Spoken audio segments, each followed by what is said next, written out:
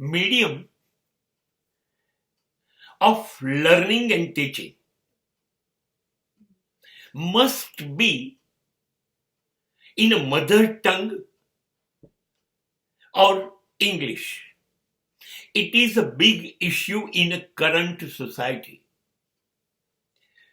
અત્યારના વાલીઓનો એક ક્રેઝ છે કે બચપનથી પ્રી પ્રાઇમરીથી મારું બાળક અંગ્રેજી મીડિયમમાં ભણે.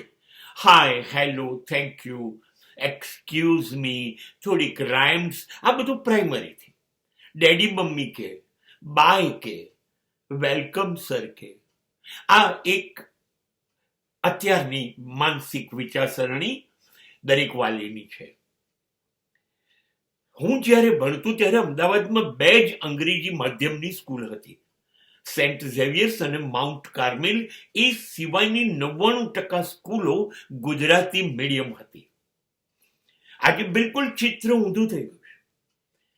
આજે 99% સ્કૂલો અંગ્રેજી મીડિયમની છે અને 2% એકાદ ટકો સ્કૂલ ગુજરાતી મીડિયમની છે ને એ પણ કદાચ સરકારે ખોલી હશે, કોર્પોરેશનની એ હશે.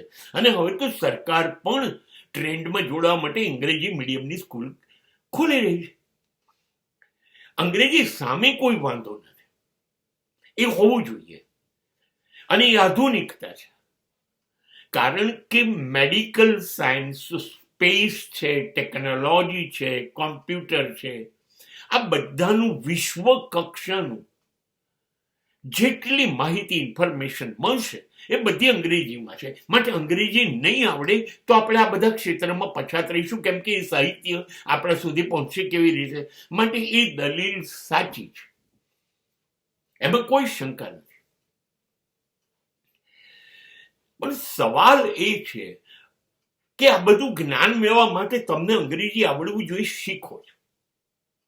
પણ તમારી માતૃભાષા છે, તમારી બોલી છે, જેમાં તમે જન્મીને પહેલો શબ્દ માં બોલ્યા હતા, એ ન ભૂલો. નમસ્તે નહીં બોલી શકાય.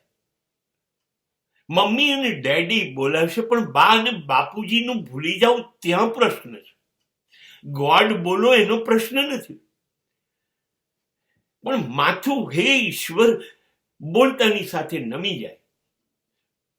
અને ગુણવંત શાહે તો બહુ સરસ કીધેલું કે મારી માં ગુજરાતી છે અને અંગ્રેજી એ માસી છે. માસી સંબંધમાં જરૂરી છે, પણ માં એટલે માં. મેં ધાવણ તો માનું પીધું છે, માસીનું તો પીવાશે નહીં. હા, તો માસી માની ગેરહાજરીમાં મને મદદરૂપ બનશે. માટે અંગ્રેજી શીખવું, પણ ગુજરાતીના ભોગી નહીં.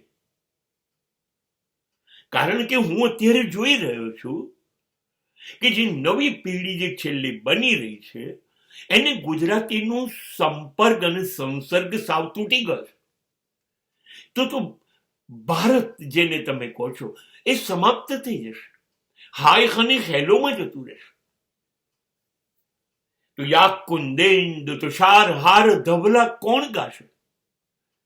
હે ઈશ્વર ભજીએ તને કોણ ગાશે? શાળા તું છે અમારી વહાલુડી માવડી,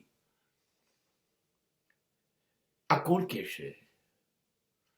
એટલે અંગ્રેજીની જરૂર વિકસતા દેશોની સાથે ખભા મિલાવવા માટે છે. એ દરેક માણસે કબૂલ કરવું પડશે, નહીં તો નવી પેઢી પછાત. હા,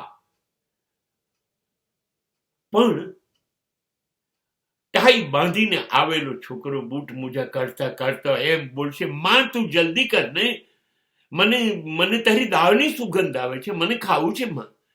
આ આપણે ચૂકવું નથી. બસ આટલો ગુજરાતી માટેનો આગ્રહ છે.